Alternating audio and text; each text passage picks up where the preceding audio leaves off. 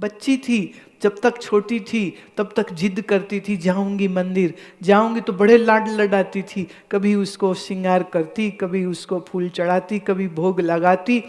और फिर जब शादी हो गई राजपूतों के यहाँ, तो उसको राजपूतिया पगड़ी भी पहना दी थी। कहती अब तो यहाँ आ गए हो, अब तुम बांके बिहारी वृंदावन वाले नहीं रहे, अब तो तुम राणा साहब हो गए हो, तो पगड़ी पहनो अब तुम भी। तो कृष्ण को पगड़ी पहनाती है। सब लाड लडाए उसने, भाव से, प्रेम से नाची गाई कृष्ण के प्रेम में। इसको कहते हैं कृष्ण उसके हृदय में थे, पर प्रेम बन के प्रकट हो रहे थे। पर फिर मिले गुरुदेव, तो गुरुदेव ने फिर सिखाया, मीरा कृष्ण सिर्फ बाहर ही नहीं, सिर्फ मूर्ति में ही नहीं, वे तो चराचर जगत में है, सर्वत्र है, व्याप्त है। और तेरे में है, तुझी में है। परिपक्व अवस्था में मीरा का मूर्ति का हट चला गया था। ये बहुत लोग नहीं जानते, उसका मूर्ति का हट चला गया था। क्यों?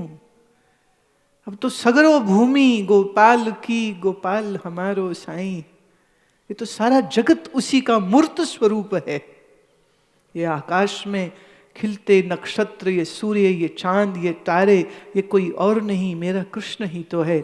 और इस मीरा में जो बैठा है वो भी कृष्ण ही तो है। तो जब कृष्ण ही मैं और मैं ही कृष्ण है, तो अब कौन किसके लिए गीत गाए, और कौन किसको रिझाए, और कौन किसकी आराधना करे। पूर्ण अवस्था में वो कृष्णमयी हो गई, कृष्ण स्वरूपा हो गई। भक्त के हृदय में प्रेम है, ज्ञानी के बुद्धि में प्रेम है। बुद्धि में विवेक लेकर के आता है, विवेक से जानता है मैं आत्मस्वरूप हूं। नैनम छिन्दन्ति शस्त्राणि नैनम दहति पावकः। आग मुझे जला नहीं सकती है, शस्त्र मुझे छेद नहीं कर सकते हैं। मैं देह हूं कहां, मैं शरीर हूं कहां। न चैनम क्लेदन्त्यापो न शोष्यति मारुतः। ये हवा मुझे सुखा नहीं सकती है, ये पानी मुझे गीला नहीं कर सकता है। मैं तो आत्मस्वरूप हूं, मैं देह कहां। यह है विवेक। इस विवेक को प्राप्त किया तो समझो मानव जन्म का सार्थक उपयोग हो गया। सिर्फ धन कमाया, जेवर कमाया, संपत्ति कमाई, तो जानिए आप में और फिर पशु में कोई फर्क नहीं रह गया। बस फर्क इतना था कि तुम परमात्मा को प्राप्त कर सकते थे और पशु नहीं कर सकता था, और तुमने मनुष्य होके भी परमात्मा प्राप्त नहीं किया और पशु की तरह जी करके मर गए, तो हानि तुम्हारी, नुकसान इसमें तुम्हारा है। पशु का कोई नुकसान नहीं है इसमें। पशु था, पशु है, पशु रहेगा। पर मनुष्य तो कुछ और हो सकता है। कल मैंने थोड़ी प्राणायाम की बात करी थी, मंत्र जप की बात करी थी। जो लोग कल हाजिर थे यहां पर उनको सिखाया है। यद्यपि वो कहते हैं जो हमारा चेला बने हम तो उसी को सिखाते हैं, पर मेरी सोच थोड़ी भिन्न है। मैं कहती हूं कि चेला कोई बने ना बने, लेकिन नाम सिमरन का विधि तो सबको बता देना चाहिए खुले में। चाहे कोई कल मेरा चेला होवे नहीं होवे, लेकिन भजन करना आ गया तो बस हमारा काम खत्म। चेला बना के चढ़ावा खाने की रुचि मेरी तो है नहीं, मेरी तो कोई रुचि नहीं है। ऐसा कोई रजिस्टर नहीं मैंने लगा रखा जिसमें सबका नाम लिखा हो कि कौन कौन चेला है। और वो जैसे होते ना, वो बैठा सीए बही खाता लेकर के, है ना, ये मेरा इतना चेला, अच्छा महीने के कितने पैसे भेजता, अच्छा साल के इतने हो गए, अच्छा ये हो गया। अरे हद हो गई, पागल है क्या? ये बाबा जी होके कई लोग पागल ही हो जाते हैं, चेलों के चक्कर में पड़ जाते हैं, आश्रम के चक्कर में पड़ जाते हैं। प्रसिद्धि के चक्कर में पड़ जाते। मैं सच्ची बात बोलूं, दिल की बात कह रही हूं। ठीक है, प्रचार की दृष्टि से, लोगों को सूचित करने की दृष्टि से बिल बोर्ड लग जाते हैं, बड़ा बड़ा बोर्ड लग जाता है, पर जितनी बार देखती हूँ तो हम आंख ऐसे नीची कर लेते, मैं तो नहीं देखी कुछ। लगता क्या बदनामी कर रहे हैं ये हमारी। प्रैक्टिकल में समझती हूं, मैं उससे इनकार नहीं कर रही हूं कि उसकी आवश्यकता होती है। दूर दराज कोई बैठा है, निकलेगा शहर गांव गली तो दिख जाएगा, तो पता लग जाएगा कि कहाँ कार्यक्रम हो रहा है, आ जाएगा, सुन लेगा। पर अजीब लगता है मुझे, व्यक्तिगत रूप से बहुत अजीब लगता है। क्या करेंगे लोग, हमारी जय जयकार कर लेंगे तो क्या करेंगे? 3 दिन सत्संग करके हम चले जाएंगे, पीछे वो अच्छा बोले थे, कोई बोलेगा नहीं बहुत ही अच्छा बोले थे, कोई बोले नहीं ठीक है, मेरे को क्या फर्क पड़ता है तुम बाद में क्या बोलोगे मेरे लिए?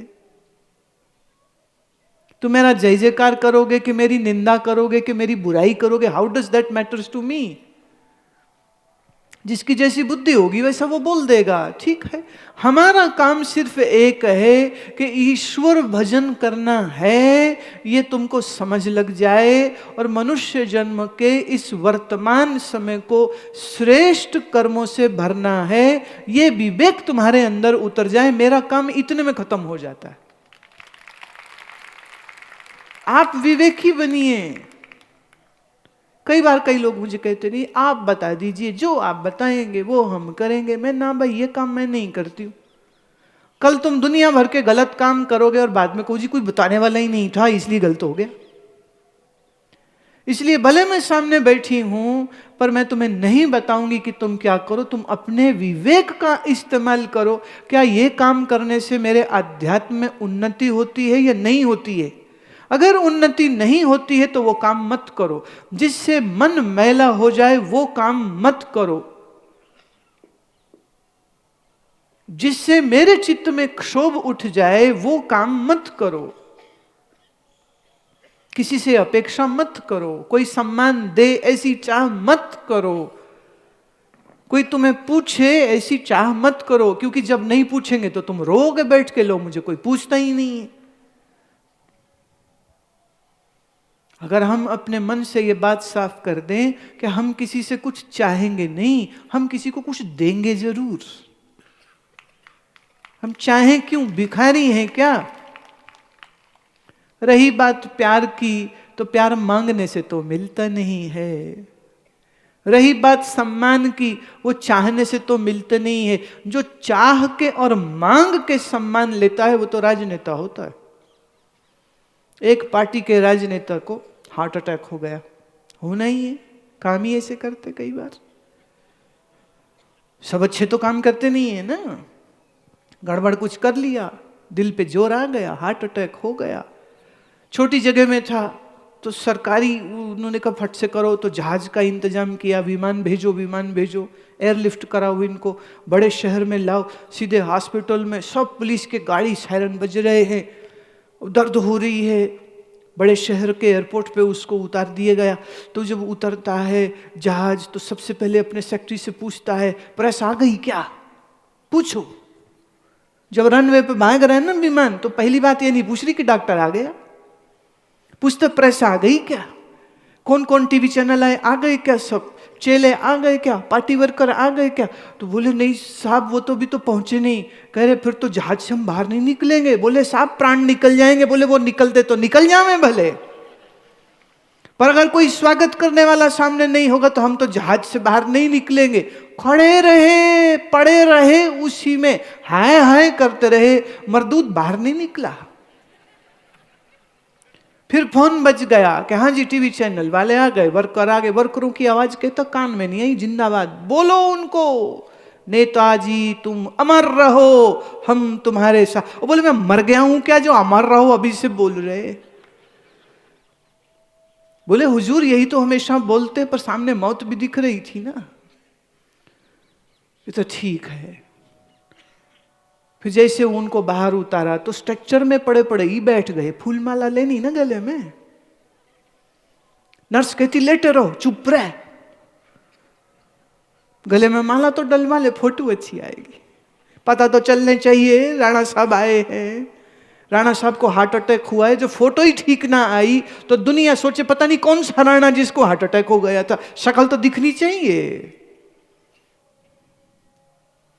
तो कैमरा वाला सामने आया तो उसी थोड़ा मुंह थोड़ा उदासा बना लिया कि जैसे बड़ी दर्द हो रही हो। फोटो भी खिंचवा ली, फोटो हो गई, टेप हो गया, वीडियो टेप हो गया, सब हुआ। कहते अब ले चलो मुझे डॉक्टर के पास। ये जो गले में फूल माला आए हैं ये किसी के दिल से नहीं निकले हैं। टीवी मीडिया ने अगर फोटो लिया है तो वो कोई दिल से सम्मान नहीं कर रहे। उनका भी रोजगार है, इनका भी रोजगार है। उनका काम है इनकी शक्ल दिखाना, इनका काम है अपना चौकटा सबको दिखाते रहना, सब जगह पहुंच जाते हैं। सच्ची बात बता रही हूँ, एक हमारे नेता बनने की कोशिश में थे, हमारे कभी कभी सत्संग में आते हैं, बहुत अच्छे हैं सज्जन, मुझे मिले, कहते हैं गुरु माँ नेता बनना आसान काम नहीं है। अपने एरिया के कोई शादी हो जाए तो लोग बुलाते जाना पड़ता है, किसी के कोई दुकान खुले तो बुलाते हैं जाना पड़ता है, किसी का ऑफिस नया बनाया बुलावे तो जाना पड़ता है। कह रहे और तो और कोई मर जावे तो शमशान भी जाना पड़ता है और जाके हाथ जोड़ के कहना पड़ता है। कह रहे एक बार मैं गया, ये नहीं पता था कि मिस्टर गुप्ता मरा है कि मिसिस गुप्ता मरे। तो समझ न लगे ये मैं बोलूं कि बड़ा अफसोस हुआ कि आपके पिताजी मर गए, या ये बोलूं कि आपके माताजी सिधार गए, तो समझ नहीं लगा। तो बोलूं तो क्या बोलूं, तो बस फिर सोची अक्ल लड़ाई तो इतना बोला, बड़ा बड़ा अफसोस हुआ है। भाई किस बात का ये पता ही नहीं कि मरा कौन है, पर पब्लिक में चेहरा दिखाना जरूरी होता है।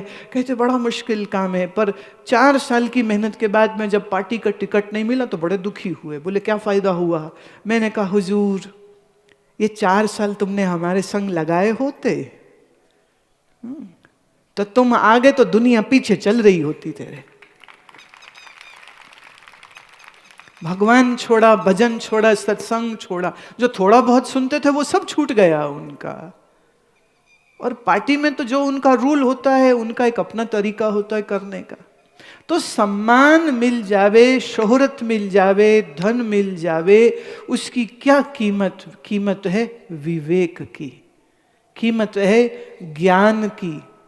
और यह ज्ञान हमें जिस सदगुरु से, जिस महात्मा से हमें प्रसाद रूप से प्राप्त होता है, दूसरी कीमत अगर मैं कहूं तो ज्ञान के बाद उस महात्मा की होती है, जिसकी कृपा, जिसकी सानिध्य में बैठकर हम पशु से पशुपति शिव का ध्यान करने वाला, हम एक पार्श्विकता की बुद्धि से उठ के एक सात्विकता की बुद्धि में आते हैं, जिससे हमारे जीवन में श्रेष्ठता आती है, ज्ञान आता है, साधना आती है, जप अनुष्ठान आते हैं, त्याग की वृत्ति आती है, त्याग की वृत्ति आती है। सब है बहुत अच्छा, बहुत अच्छा, पर सबके बीच में रहते हुए पर भी अंतर से अनासक्त वृत्ति बनी रहे, क्या बढ़िया बात हो जाए। और ये अनासक्त वृत्ति अगर आपकी बन गई तो बाहर कुछ कम ज्यादा, ऊंच नीच हो जावे, सुख हो जावे, दुख हो जावे, वो आपको उतनी त्रासदी नहीं देगा। मित्र है, प्यारे संबंधी हैं, सबके साथ अच्छे से मिलो, अच्छे से वार्तालाप करो, अच्छे से व्यवहार करो, पर हृदय से ये जानते हुए कि है तो ये सब ड्रामा ही, असलियत में तो अपना सिर्फ एक परमात्मा है और कोई अपना नहीं। तुम जितना मर्जी कह लो ये मेरे मेरे मेरे मेरे मेरे, कोई अपना नहीं है। मन की पीड़ा को मिटाता है भजन, तो भजन करते रहिए। पाप ताप से छुटकारा देती है सेवा, तो अपने हाथ से सेवा करते रहिए। और नितः प्रति आसन और प्राणायाम अवश्य करिए। मैंने कल बार बार ये बात कही है कि प्राणायाम करते रहने से न केवल शरीर स्वस्थ होता है बल्कि मन भी स्वस्थ होता है। मन एकाग्र होता है तो भजन करने में हमारी प्रवृत्ति अच्छी होने लगती है और हमारे अंदर सात्विकता बढ़ती है, तो अच्छे अच्छे कार्य करने में रुचि सहज से जगने लग जाती है। अभी क्या है, बुरे कामों में बड़ी जोर से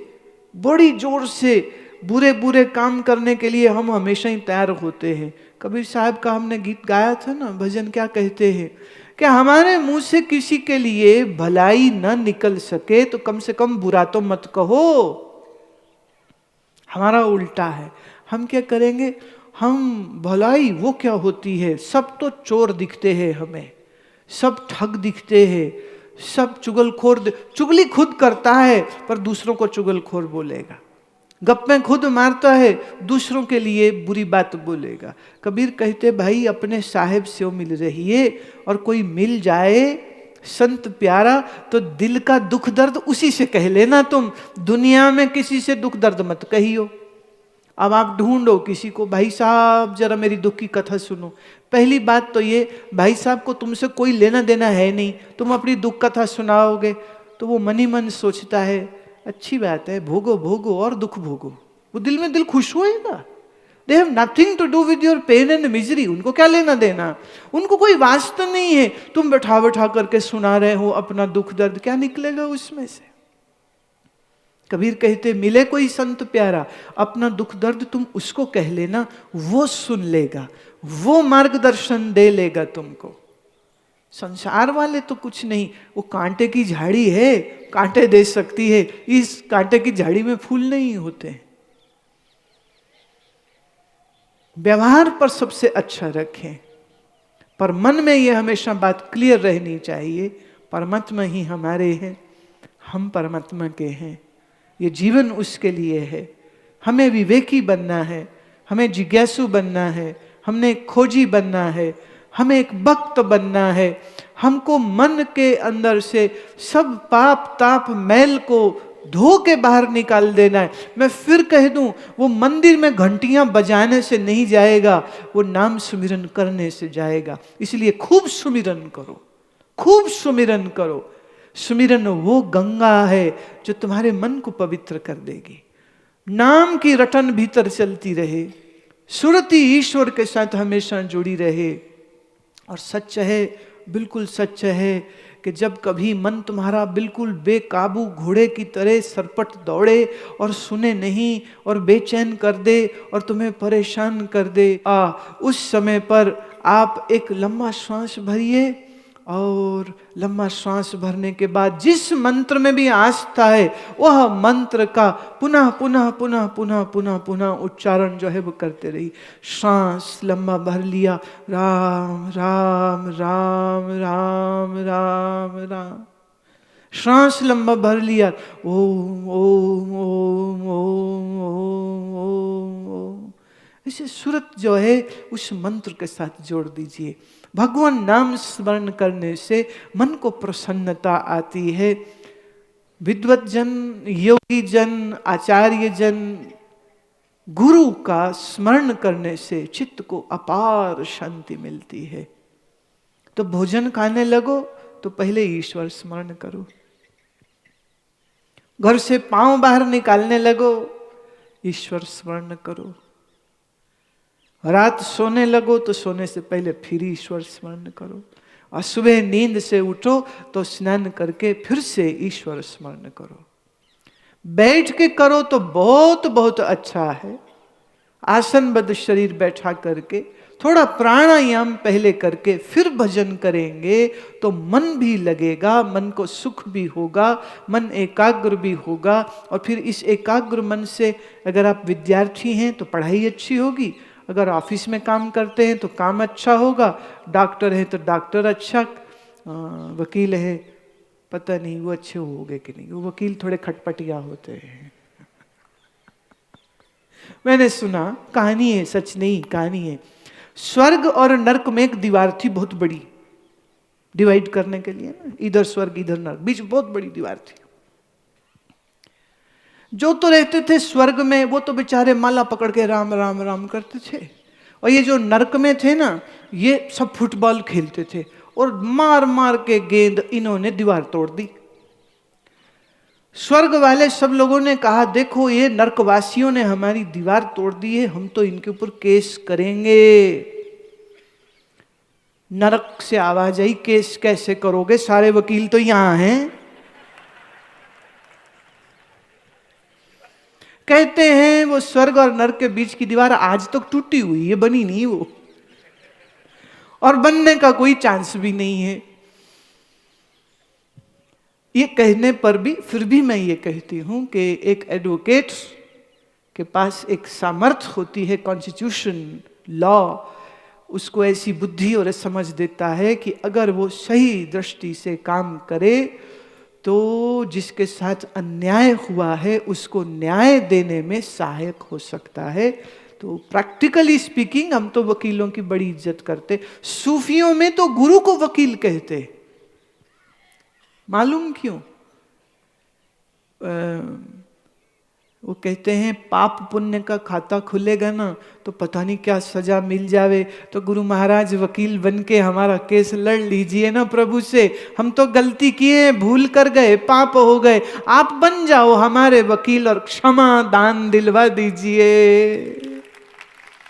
तो सूफी रिवायत में गुरु को वकील बोलते हैं कि गुरु वकील होता है।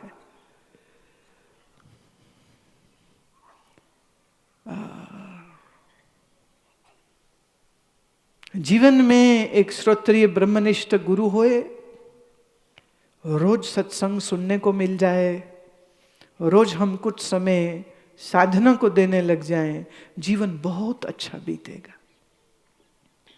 जो घर की स्त्री ध्यान करती है, जो घर की स्त्री भजन करती है, वह आनंद स्वरूपा होकर के घर के सारे काम खुशी खुशी कर लेती है। और अगर ध्यान नहीं करती है तो चिढ़ के कुड़ के खुद भी चुड़ैल हो जाती है, फिर सारे घर का सत्यानाश कर देती है। चुड़ैल मतलब जब गुस्सा आता है ना तो कोई भी अच्छा नहीं लगता है। जिसको जोर से गुस्सा आया हो ना तो एक छोटा सा शीशा रखा करो जेब में, तुरंत से निकालो और इधर से मोबाइल कर लो कि सेल्फी ले लेंगे तेरी, नहीं तो अभी मुंह ठीक कर ले अपना। हाँ, तो एक मोबाइल का राइट यूटिलाइजेशन करनी चाहिए ना। आजकल फोटो खिंचाने का शौक सबको आ रखा है। और तो और उस दिन मैंने देखा एम्बुलेंस में एक बंदा जा रहा था, बंदा साथ में बैठा सेल्फी ले रहा था। मैं हद हो गई भाई, वो मरमरा रहा है, उसके साथ सेल्फी ले रहा है और फेसबुक में उसने पोस्ट डाली माय चाचा हैज अ हार्ट अटैक, तो अपनी और चाचा की फोटो डाल दी उसने साथ में। क्रोध कोई करे शक्ल अच्छी नहीं होती है, पर जब तुम मुस्कुराते हो जैसे अभी मुस्कुरा रहे हो, पता कितने प्यारे लग रहे हो, कितने प्यारे लगते हो तुम, कितने सुंदर लगते हो। और इस समय 3 कैमरा इस समय तुम्हारा ही फोटो ले रहे हैं। हाँ, इनको कह रखा था कि आखिर में ये सब मुस्कुराएंगे, इनके सुंदर सुंदर चेहरे ले लेना, ताकि इन सुंदर चेहरों को देख करके जब टीवी में जाएगा तो और कितने लोग देखेंगे, तो उनको ये समझ आएगी कि रुलाती है दुनिया और हंसाता है सत्संग। पीड़ा देती है दुनिया और मुस्कुराना सिखाता है सत्संग। तो सत्संगी बनिए, सत्संग करते रहिए। हो सके तो अपने अपने घरों में, मोहल्लों में मित्रों का एक छोटा छोटा ग्रुप बनाइए। बाग में, बगीचे में, घर में 2-4 सज्जन बैठ जाइए और खोल लीजिए भगवत गीता। उसके सरल अर्थ हमने दे रखे हैं, पूरी कमेंट्री दी है, उसका व्याख्या पूरा दिया है कि समझ सको। 2-4 श्लोक अच्छे से पढ़ लीजिए, समझ लीजिए। 2-4 मित्र बैठे कीर्तन कर लीजिए, 2-4 मित्र एक साथ बैठिए भजन कर लीजिए। अपने जीवन को तुम बदल सकते हो, कोई और नहीं बदल सकता। मत देखो ईश्वर की ओर कि ईश्वर कृपा करो और मेरा जीवन बदल दो। अपना जीवन तुम खुद बदल सकते हो, विवेकी बन के, योगी बन के, भक्त बन के श्रेष्ठ जीवन जियो। उदयपुर के इस कार्यक्रम को कराने की चाह मेरे कुछ एक शिष्यों के हृदय में उठी। वर्षों से वह आते हैं गन्नौर में, हरियाणा में दर्शन करने को, तो बहुत संकोची हैं, बड़े संकोच से उन्होंने ऐसा कहा कि क्या कभी उदयपुर आना हो सकता है। मैंने कहा उदयपुर तो शहर ही बड़ा प्यारा, हम क्यों नहीं आना चाहेंगे, हम जरूर आएंगे, कैसे नहीं आएंगे। तो झीलों की नगरी है, इतनी सुंदर नगरी है ये, तो क्यों नहीं आएंगे। पर जब संजोग होगा तो ऐसा नहीं सोचा था कि ऐसे सत्संग हो जाएगा। मुझे लगा कि कभी इस तरफ आए तो उन लोगों को मिल लेंगे, उनका परिवार हमसे मिल लेगा, उनके घर चले जाएंगे, वो खुश हो जाएंगे। पर देखिए ईश्वर की कृपा कि इस परिवार का माध्यम बना, और इस माध्यम के साथ सिर्फ उन्हीं को नहीं, मैं आप सब लोगों को मिल पाई हूँ और यहाँ अच्छा सत्संग हो गया। तो ये ईश्वर की कितनी कृपा है। मेरा बहुत बहुत आशीर्वाद है। ये 3 परिवार हैं जो इस कार्यक्रम को सामने से अग्रिम होकर के जिन्होंने ये सेवा भार अपने सिर पर लिया। वो बार बार कह रहे थे कि हमने तो जिंदगी में कभी ऐसा कुछ किया नहीं, कैसे करते कराते हैं मालूम नहीं, कैसे होगा पता नहीं। मैंने कहा भाई कराने वाला कोई और है, वो अपना काम खुद से करा लेता है, तुम चिंता मत करो। हम तुम क्या कर सकते हैं, कराने वाला तो वो है। तो जब वो कर रहा हो, जब सिर पर सांची सरकार बैठी हो, तो हम तो फिक्र करते अच्छे ही नहीं लगते हैं, तो वो कर लेता है। तो उसी की कृपा है कि ये 3 दिवस का सत्संग आज इस समय पर पूर्ण होता है। अंत में आप सबके लिए मैं प्रार्थना करती हूँ। ओम सर्वे भवन्तु सुखिनः, सर्वे सन्तु निरामया, सर्वे भद्राणि पश्यन्तु, मा कश्चित् दुःखभाग् भवेत्। ॐ पूर्णमदः पूर्णमिदं पूर्णात् पूर्णमुदच्यते, पूर्णस्य पूर्णमादाय पूर्णमेवावशिष्यते।